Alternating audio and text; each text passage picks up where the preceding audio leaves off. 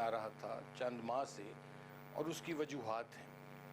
سب سے اس کی بڑی وجہ یہ تھی کہ میں جو مہنگائی ہے اس کا دفاع نہیں کر سکتا۔ میں یہ سمجھتا تھا کہ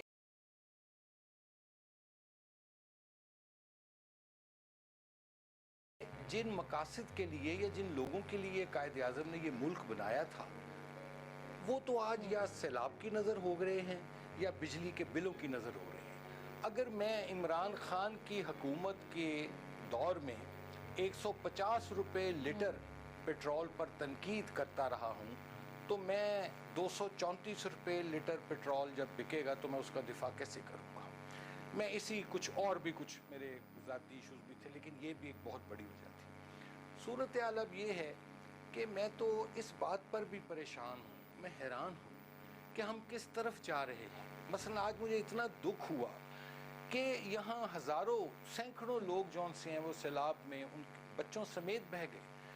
سیلاب کی تباہ کاریاں آپ سب کے سامنے ہیں، لیکن ہماری ترجیحات جون سی ہیں ان کا ہم تعین نہیں کر پا رہے۔ یہ سیلاب پہلی دفعہ تو نہیں آیا کرن بی بی، کیونکہ اب سبجیکٹ یہی ہے اس وقت۔ میں ایک اور بات بھی کرنی چاہوں گا عمران خان کے حوالے سے بھی، لیکن میں یہ سیلاب پہ بات کرنا چاہتا ہوں کہ پاکستان میں 75 سالہ تاریخ میں یہ پہلی بار سیلاب تو نہیں آیا۔ ہم لوگ کیوں نہیں پریونٹیو میئرز کرتے؟ ہم لوگ کیوں کیا اس کو کہتے ہیں جب سانپ گزر جاتا ہے تو پھر لکیر پیٹتے ہیں؟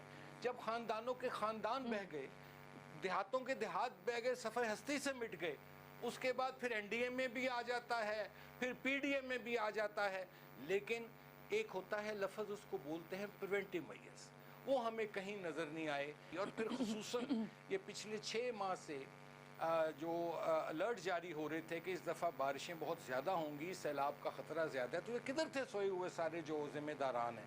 افسوس ہوتا ہے کہ جب میں یہ سب کچھ دیکھتا ہوں کہ اس پاکستان کے ساتھ کیا ہو رہا ہے۔ اور سب سے دکھ کی بات یہ ہے کہ دیکھیے یہ 3 آر ہوتے ہیں، 3 آرز۔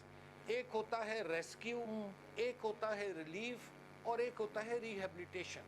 ابھی تو ہم ریسکیو کی سٹیج پہ چل رہے ہیں، اور لیکن مجھے افسوس ہوتا ہے جب ایک ترجیحات ہماری کا تعین نہیں اور لوگ اس کو بھی پولیٹیسائز کر رہے ہیں، تو مجھے افسوس ہوتا ہے۔ یہ بڑے عوامل ہیں جس سے میرا دل دکھتا ہے، چونکہ میں یہ سمجھتا ہوں کہ ہم وہ لوگ ہیں، ہم ان کی اولادیں ہیں۔ اسی وجہ سے شاید آپ خاموشی اختیار کی ہوئی ہے۔ میں سمجھتا ہوں کہ جب عمران خان کو رخصت کیا گیا ووٹ آف نو کانفیڈنس کے ذریعے، اس کے بعد ہمیں چاہیے تھا کہ الیکٹورل ریفارمز کر کے اور